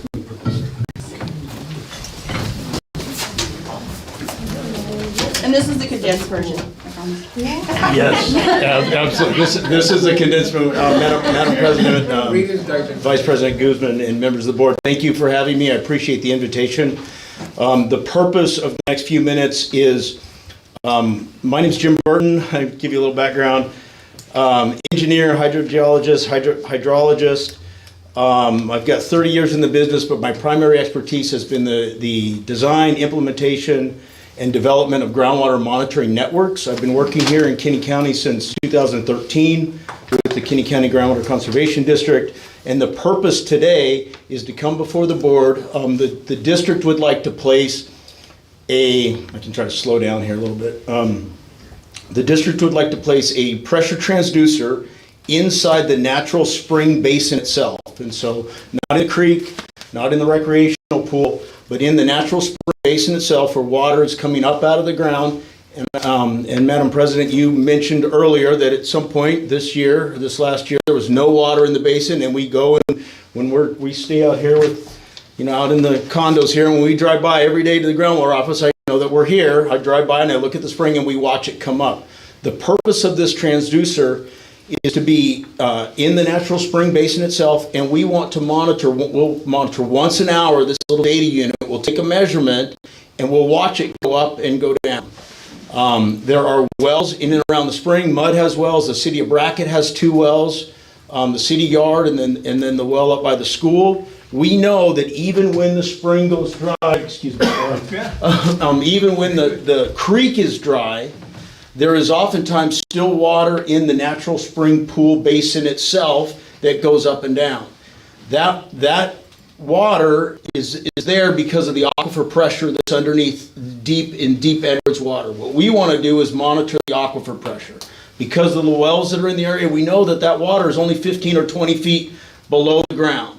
In the natural spring basin, there may be no water there. There may be no water going down in the creek, but the wells in the area indicate that that water is only 15 or 20 feet below ground. We want to begin to measure the depth of the natural spring basin pool, and I've got the equipment, I've got maps, I can answer any questions, whatever. I don't want to take a lot of your time, and I appreciate the invitation to be here, but I am here to present whatever information we need to get your approval. Yes, sir. And it's a non-intrusive, it's just a monitor. Can you bring, yeah, yes, sir. Can you share with the membership how it benefits the membership by having this information? What it does, And everyone who drinks water here in Kinney County, how does this help us? Yeah, absolutely. And you know what? That's a great question because the groundwater district is responsible to monitor groundwater across the county, both groundwater and surface water. What this particular instrument does, it gives us an indication of the amount of head pressure that's in the aquifer. And if we know the amount of head pressure in the aquifer, we can do correlations and we can look at what are the other things that are affecting the spring, that are affecting the groundwater. And this piece of this instrument, I can show you what it is here in a second, it will help us better understand the groundwater conditions underneath the fort and what the groundwater conditions that control the spring. So if someone's got a deep strong on the northern side of the county, and taking out a lot of water, and how it affects your springs, that's kind of like where you're headed to? Yeah, yes, sir, exactly. And what's interesting is the last couple of years have been unprecedented. The last couple of years have just been unprecedented because of the lack of rainfall, drought conditions, the increase in aridity just across this part of the country. We have a number of wells up in the northern part of the county, and the primary recharge for the Lost Moor Springs is up in the northern part of the county. We have wells up there that are at their lowest levels that since we've been recording for 10 years or 8 years or something, and when it's been raining up there, they have not been recovering. The aquifer conditions are low. We haven't had the consistent rainfall to recharge the aquifer, and as a result, we've seen lower spring flows or dry spring flows. There's been a lot of discussion, and y'all talk about social media. Well, from a groundwater district, you can imagine the things that even this week, somebody's talking about exporting water and concerned about permits. Groundwater district's well aware that people are trying to do things. That's a whole different thing. But we have, the social media posts in the spring, and the pumping. What pumping is going on? Is a pumping right over here behind the fort that's 100 feet deep, is that having an impact on the spring? Well, and these type of things will allow us to further collect data. I know that we talked about doing this years ago. It just has never come to fruition. But will allow us to get better information. I'm a scientist. I'm not biased on one side or the other, walking down the middle line here, but we're looking at just collecting data and collecting information and having this instrument. And so this is what it is. Let me show you. This is the unit itself. It will go in a PVC tube. Where we're looking to put it is just right here in the center. There's water in here today. We'll have to get a boat or a little kayak or something to get up there to mount it. But it will be this unit connected to a line. This will sit above the water. It will be encased in a gray conduit, and so we'll try to blend it in the best we can.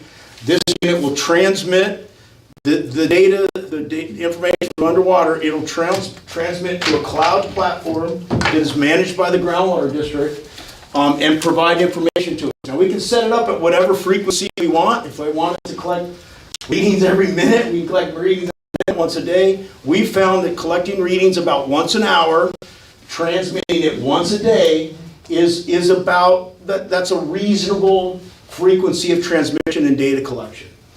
How deep would that be in the?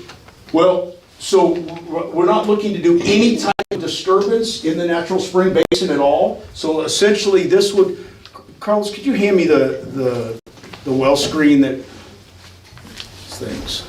So you're going to have something, it may not be this one in particular, but you'll have something like this, where this unit attached to this will sit down. This is just going to rest on the surface. And so it's going to be underwater, but it'll rest on the bottom of the natural spring basin. Okay. Can I answer the question? Well, do you know how deep that is? Oh, You he's talking about not below ground. No, okay, I get it. Yeah, well, I'm not going below ground. Yeah, we're just talking on the bottom of the Yeah. basin. So if there was no water out there, you look at it right where the structure is. And this structure, there used to be some pipelines that ran in here. Brown and Root would pump water into this area from a well way back in the 60s, I believe, as part of that. There's some pipe cradles in there. Anyway, we will mount this unit to one of these pillars that's there. Stainless steel hose clamps, hidden the best we can for a lot of different reasons. But anyway, I don't want to take up too much time, but I certainly want to make myself available for as long as you'd like. Yes, sir. When are you gonna install it, and how long is it gonna stay? How long do you want it to stay? I would like to keep it there as long as you would allow me. I have instruments that I installed in 2013 here in the county that are still operational or still recording data. In 2013, if y'all remember, extremely dry conditions, almost was its lowest level that it had been. And we started collecting data then with the groundwater district, and we went through a full cycle. In 2018, we were at a high peak, and then we came back down into drought conditions again over the last few years. And that cycle of information over that 10 or 11 year period has been extremely valuable for us in order to evaluate just overall rainfall impacts, pumping impacts, all of the different variables. And so I would like to keep this in there as long as y'all let me. Is this information data going to be exposed publicly like the normal spring flow from the government? The district does not have any intention to publish any of this information. If the fort would like to do that, you're welcome to. We ask for access to it even? Access into our system, probably I would not do, but I could provide a daily report or an hourly report or an on-demand request or something. But in terms of accessing into our system itself, I probably would not allow that. You're a scientist, so you do say a lot of things. We just want to make sure we're funneling this all up so we can all understand it. Well, I can keep going too, so yes, sir. So just that I got my brain wrapped around this, try to put a nice bow on it, is that essentially this will test the pressure of the well. It will tie all of that back, the flow of the well, the spring. It'll tie all of that back and be able to correlate it to things such as the daily needs of Brackettville, the daily needs of Mud, and the daily needs of potentially the agricultural components that are in the county. And you'll be able to correlate all of those things and connect them back as just another data anchor point for rainfall and the use of water within the county.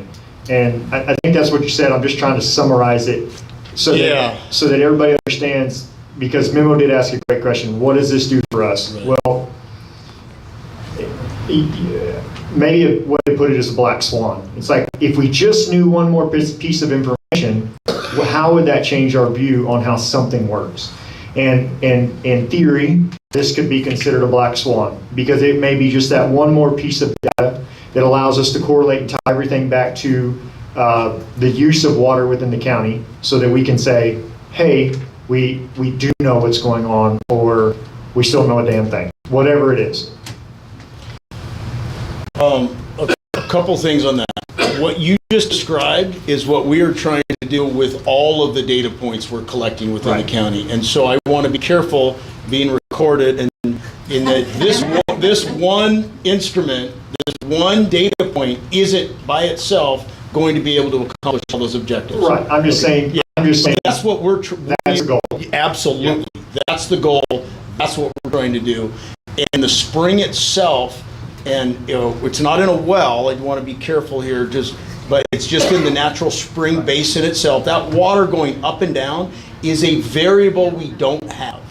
And so understanding that, because that water goes up and down as the aquifer pressure underneath comes up, the water is above the surface, and it has to get about 8 or 10 feet in the natural spring basin itself before it starts going into the creek.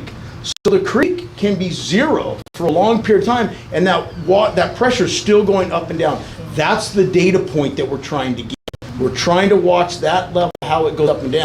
And when Mud turns on the wells, is there an impact? If somebody else turns on the wells, is there an impact? Now that impact, this can take measurements up to the 100th of a foot. So even if it's just a 1/10 of a foot or a couple inches, and we know that when wells are turning on or when there's certain rainfall, things come back up, we'll be able to capture that. And the goal is exactly what you described. So my next question is that we have experienced those times where the wells, or I keep saying well, but the spring has been dry. Is there a way, or is there any intention to monitor the well below subgrade? We do that with the surrounding wells. We're looking at the city of Brackett wells. We've got instruments in those just this week. We've talked to Mud. I've talked to Randy. We've got instruments that we've ordered and designed specifically to monitor that on an hourly basis. We've got wells all around the fort, and we are monitoring the groundwater pressure. And the groundwater pressure around the area, I feel like we've got a good handle on. And, you know, we're bringing in some additional pumpers right now that are pumping in the area. But the groundwater pressure, what we don't have is the groundwater pressure in and around this area that's impacting that natural spring basin, the change in depth of the natural spring basin. Well, then I think I said that wrong again. So if the spring recedes to where it's not in the pool anymore, is there any way to continue to monitor the spring pressure in that 10 to 15, 20 foot below ground to see, so that you get, because in my mind, if you're only monitoring it above ground, then you're only getting a part of the picture. Right. So if we can monitor it below ground 365 days a year, then it would give us a more complete picture. So is there a way to do that, or is there not a way to do that? So you have, let me look here, where am I? It's right off the page. So here's where it is. That's Mud. This is Mud's office right here. Right here are Mud's wells. We're working to monitor those on the same frequency. Okay, but on Mud's wells Mud's wells are like 500 feet? 900, I think there's 900? almost 1,000. But we're talking, does that affect anything in that 10 to 20 foot range? From a hydrogeological perspective, the water that's feeding Mud wells is the same water that's feeding the spring. So that aquifer pressure, so I feel like we've got this, the city of Brackett, there's some other wells around the area where we're able to monitor. It's this data point that we don't have. But Mud's wells being deep, Brackett, 900 on City Well 1, 1,100 or 1,400 on City Well 2, deep water, deep Edwards water that's being recharged from the north. It comes down, it gets under pressure. And Las Flores Springs is extremely unique. I don't need to tell you all this.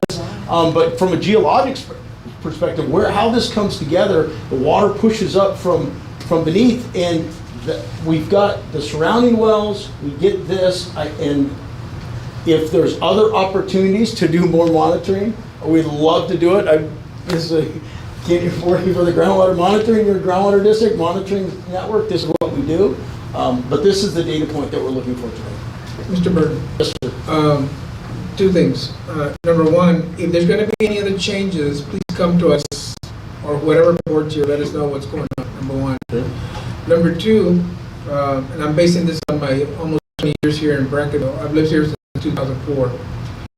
And what's causing, I'm glad you're checking this out because this is getting a lot of attention in the community. And what is really weird is that our spring that one there has gone dry 2 years in a row. And it's making me nervous. And it's quite unusual after all these years, 2 years in a row, it goes dry. Hopefully you can help us find an answer as to why that's happening. It doesn't make any sense. Since 2004 until 2022, it had never gone dry. Yeah. That's a bigger discussion. Well, that is, but I'm just throwing that out. Yeah, no, absolutely. That was raising the level of interest. May I have a question? That's not up to me. Is it quick? Yes, very quick. Well, will you or are you monitoring pressure variables on private property yet? Yes, ma'am. Well, do we want to make a motion, or do we need one to allow them to? Sorry, I was raising my hand and then can I ask a question? Okay. Sorry. Oh, two questions, please. How many wells outside of Fort Clark Springs in the city are you able to monitor currently? How many? In the same sort of fashion that you're describing? Maybe 60 or 70. Okay. What about the county? I think that's what she did. Yes, I said outside of the city and Fort Clark Springs, how many other wells outside are you of the able to city monitor? And outside of the county? Not the county, outside of Fort Clark Springs and the city of Brackettville, so outside of the city limits per se, within the county, how many other wells are you able to monitor? I don't want to say an exact number, I'm not sure I have an exact number, but over 50, less than 75. Okay. And then I think I had the same sort of question that Jason was asking, which is, will this information be made public? I believe you answered that it'd be made to the groundwater district. And I would just highly recommend and ask that you please ask for the data to be delivered to you at the very minimum on a monthly basis. I mean, I'd like to see a live. That would be wonderful. Our website. Right. Yeah. Awesome. I need some of that to You us. can get us an email per month, once per month before meetings. Yeah. Okay. I like that hourly. If it's this board's position to have it live or hourly, I'm not going to be able to do that. I think was there another hand? Yes, ma'am? I just wanted to know, is there a charge to the board for this service? No. There's not. That's always our first question. The groundwater district is paying you for all this service. Is that or you're gathering, correct? So at a minimum, what kind of electronic information can you give us? You said hourly before, so what kind of stuff? Well, we're going to collect information on an hourly basis, but in order to process that and to provide that to you is an additional time that I don't have the ability to do right now. The fort, if the fort would be interested to set their own instrumentation up and to put it out here, I could certainly do that, where you could have direct live access to all these readings and you could do it yourself. But from a groundwater district perspective, I don't have the bandwidth and the energy right now to be able to provide a user ID to give you access into something or the expense to do it. Well, just It's one probably point. just a web service. You give a token to access the simple data and I pull it in there. Yeah, I mean, technically I could No, expect. well, you could absolutely do it with an API and stuff. What I'm That's what I'm saying is talking that that's about, what you want, I'm not able to do that. Well, one point of measurement isn't going to do us any good anyway. The point of having that installed in the spring is to be able to correlate that back to rainfall and water usage throughout the county. Exactly, and honestly, that's my focus, Yeah. is on a much larger picture. Yeah. But I'm going to have to disagree with Mr. Wiley and say that I think that the spring is an exceptionally crucial point of data to the membership and to what's going on each and every year. So I think it is important, and if the board agrees to do this, they are doing something to help you, and I don't think it's appropriate for you not to at least send some sort of report or make the time to do that for them. I mean, the government gives us hourly data He's points not on the saying that free it's flow not. going down the creek already, so. He's not saying he's not going to, he's just saying he can't do it on an hourly basis, and I mean, I'm not asking him to do it, it's a computer, it can do Well, it. okay, so maybe I misunderstood, and I apologize if I did. I know Jason was saying he wanted it hourly, so then to be very specific, can you provide a monthly report of that? absolutely, that's easy, I think we agreed on that. It goes to, I apologize that I. it goes to the district on a monthly basis, and, Yes. yeah, and that's, absolutely. My point in saying that is just one data point is that data point may matter to all the members, but it doesn't matter to a scientist if he doesn't have other data points to connect it back to. It's just numbers. It's one data point of just numbers. We could put that there for 1,000,000 years and it would mean absolutely nothing without being able to correlate that to every other aspect of data within the community and within the county. Am I wrong? No, sir. I mean, also, the temperature in Brackettville is also a great data point for us living here, and temperature all around the world is also a lot of other data points. And we could do a meteorological study, or we could check our thermometer in our house. All right, we're getting down a rabbit hole. On an So, hourly basis. would be good. Do we need to make a motion?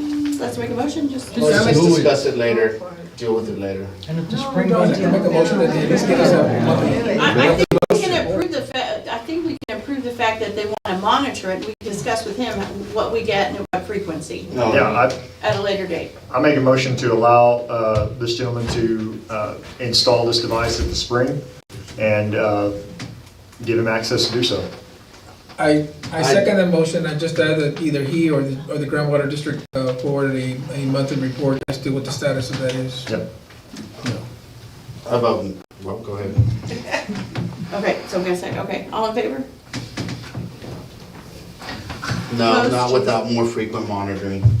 I don't, a Okay. month is not sufficient to me. What Point good of is it gonna clarification. do you if the Well, spring the goes motion- dry, you alright. can't change Okay, it? let's just. What are you motion gonna do passed, if the spring motion goes dry? passed. Bill, okay, the motion passed. Okay, so, if I can get with you later, Okay. that would be great. Memo has your contact, right? Yes. Okay. I appreciate you coming and giving us that information and wanting to do this. Yeah, So- thank you. Can I just make one comment here to Mr. Long? He just said you want more frequent monitoring. I want more frequent updates to us. like- So reporting. more Yeah, frequent. yeah, constantly I get an update when the springs flow and the creek is less than 5 cubic feet per second. The budget to do that, what I would suggest is that if that's what you want, the fort can spend the money and do something and you can have all the access you want. The budget for me to do that, it's not in our budget, it's not in my budget right now to be able to provide you the reporting frequency you want. However, the fort could do the exact same thing with the equipment, and I'd be happy to volunteer to help you install it, and you could have all the access you want and get all the data. I just don't have the ability to do that. I appreciate that. And it may be something we discuss down the road. Just for another dimension, how much would something like that cost? This unit with this system, this is about $2,000 worth of equipment. Okay. Thank you very much. And there are other systems, and we've got other systems that we use. This one specifically is designed, I like the hourly side of it. There are others that you can log in and hit a button, it's gonna tell you exactly what you want, and you can get that installed. We've got other systems like that. Yeah, I'm just looking for an API. I'm pretty sure all your cloud services pull APIs. Okay. You have to give me It will cost me about $7,000 a year more to provide an API, and if you've got the money, I'd be happy to do it. I'll set you up one for free. Would you be able to know someone's Yeah, I'm not gonna have a camera on this, so it won't be live, but I will tell the next morning if something's wrong, I'll tell.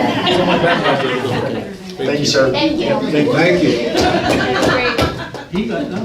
All right, He lives on the board. last item on the agenda, the website. Should be quick. Don't know, do you, I know you gave me the info, but if you're, since you're still here, do you want to just?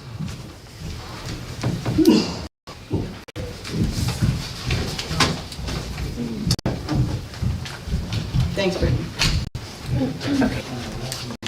Hi, everyone. I am Brittany Wiley again. I'm a volunteer for Parks Springs Association, and I helped change over the website to the new design.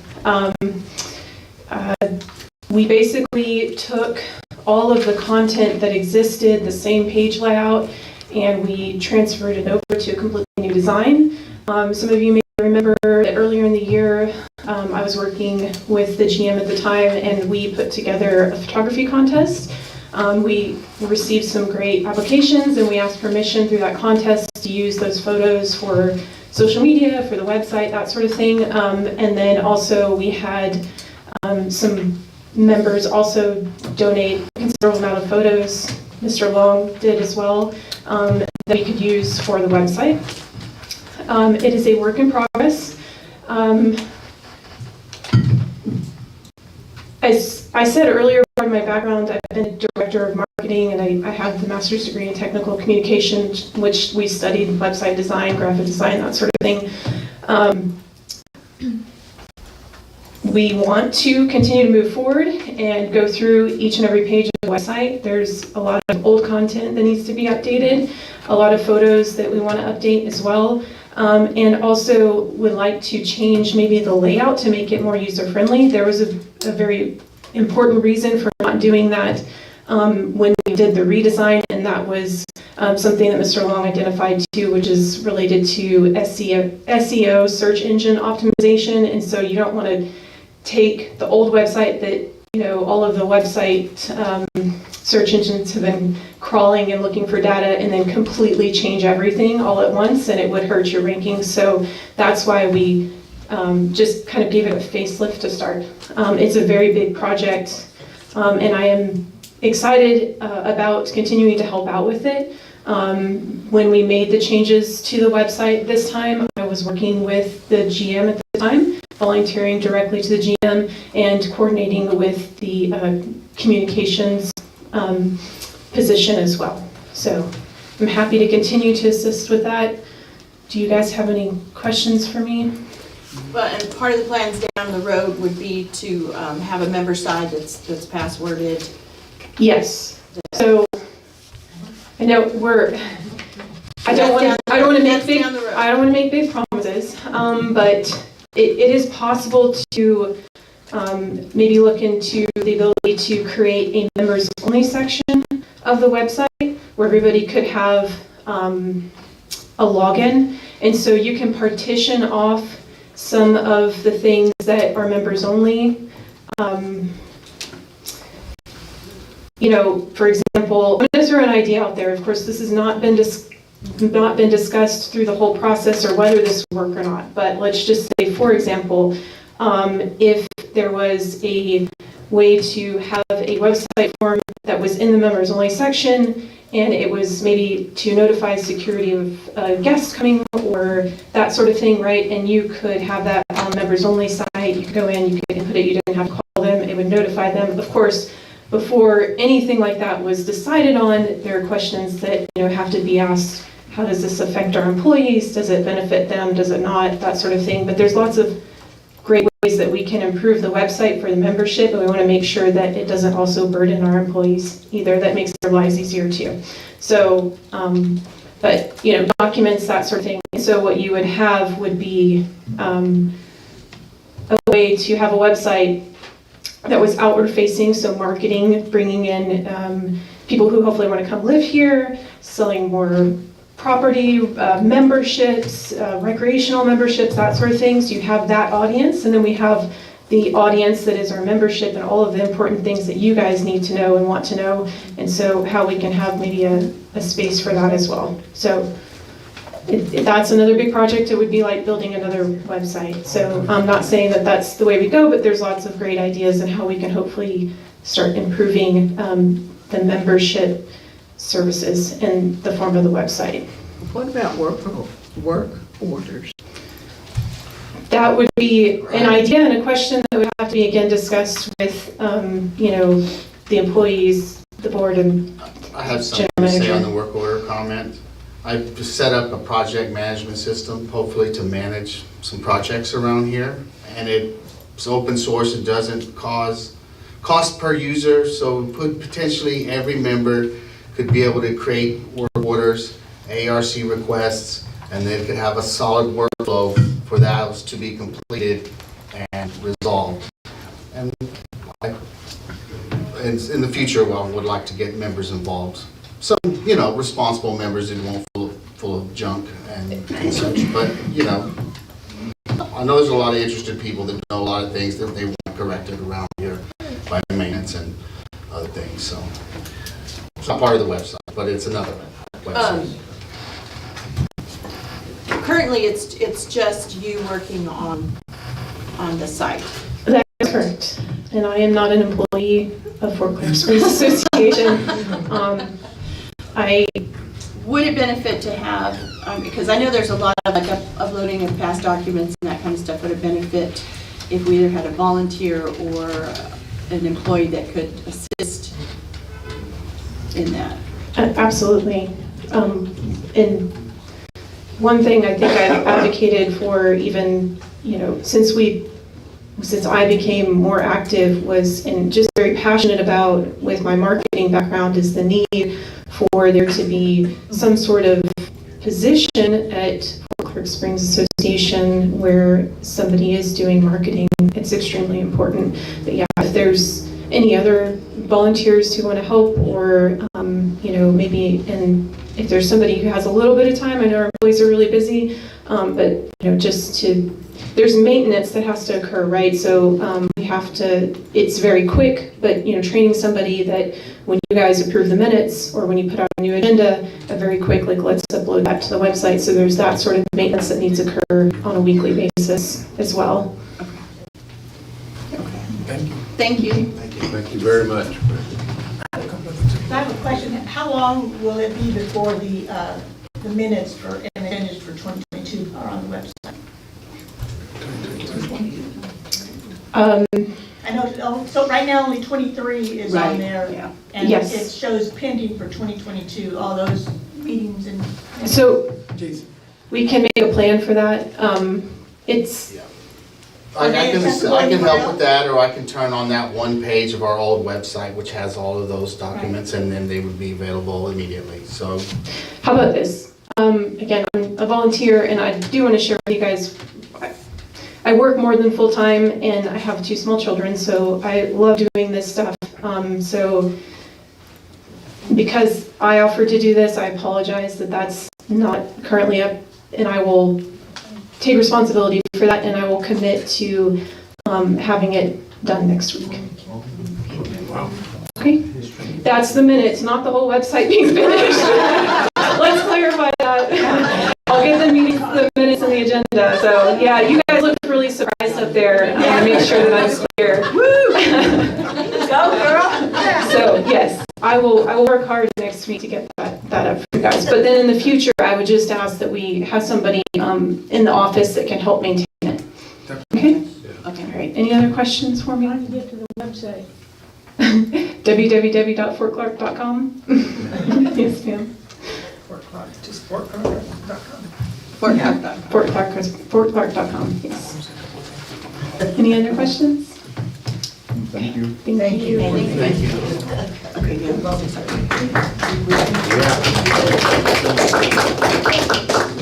Well, we've made it to the end, except for announcements. I do want to say, I want to thank everybody. I appreciate you, that you're here, that you're concerned and you're engaged, and that y'all came.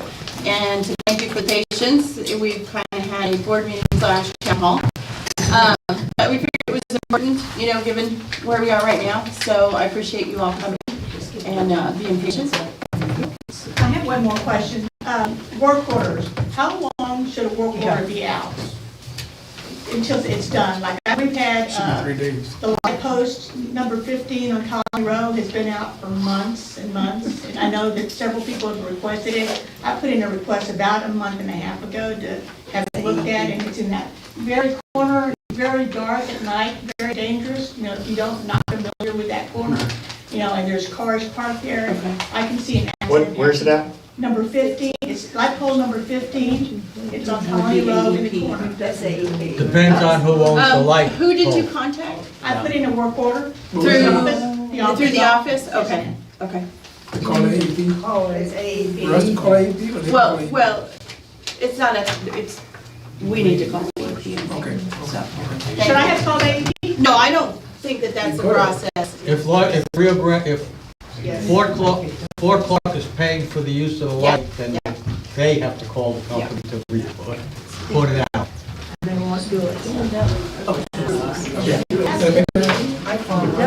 Excuse me. Oh, Francis. Yeah, I just have an announcement I should have done in my. Excuse me. I just have an announcement I should have done in my Fort Clark report. Fort Clark Days is having a bake sale at the Fall Festival this afternoon, so please come buy baked goods and support Fort Clark Days. Yay, thank you. Today we have here Steve Fox and Ms. Vicki Lee. They started the pancake breakfast at the RV Park. Thank you so much for volunteering to do that. Every time we have breakfast at the RV Park, it's money that's coming back into Fort because they're very good at managing that money. Right, Steve? Yes, that is correct. Okay. We did have about 40 people today, so it was an outstanding day. The gym that's been the talk of the town, a lot of owners, is now open 8 to 8. I know, to the best of my knowledge, the fitness center, to the best of my knowledge, we're working feverishly to get that thing open, so 24/7 with a swipe card. It's still, it's work, we're working on it, that's all I can tell you. There's no- Technical difficulties. Last but not least, since we're live and in person, if there's anybody who wants to be GM, contact us. We will consider your recommendations, honestly. It's a community effort, okay? My preference is someone who lives here at Fort Park. That's my preference at this point. But I'm being serious. You all know somebody, send them our way. The sooner, the better. Can I ask one quick question? Yes, ma'am. Yes, ma'am. I was a little bit late, so I maybe it already was discussed. What about the solar thing? They did not provide a report. They have a meeting on Sunday, so. Tomorrow at 2. So, we are anxious to also know. So, hopefully after Sunday, we will, have something that we can put out as to what, I would have liked to have had it here, but yeah, so. Okay. Okay. See? This is the last one. I want to thank you for filling your fiduciary responsibility by raising the assessments. And the issue with the sensor in the spring, that's a no-brainer. It's not just for us, it's for the entire county. And I just can't understand why anybody would have objected to it. Thank you. Thank you. So, it is what? It's 11:11, everybody, everybody knows that. So we are in executive session.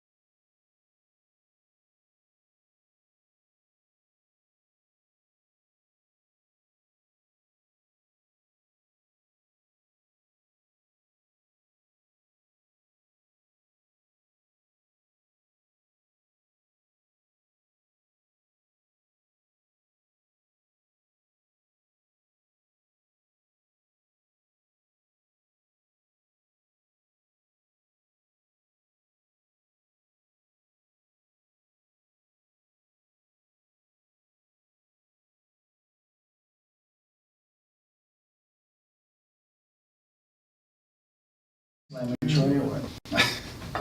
know what, we're. All right. We're back in session at 2:30 from executive session. We only have one item to vote on, and that's for property number 1. I need a motion to start foreclosure proceedings. I make a motion that the property going into foreclosure. I second the motion. All in favor? Aye. Unanimous. I don't think we have anything else, so. Meeting December 9th? The board meeting has been changed for December from the 16th to the 9th 9 a.m. of December at 9 a.m. All right, that's it. That's it. We're adjourned.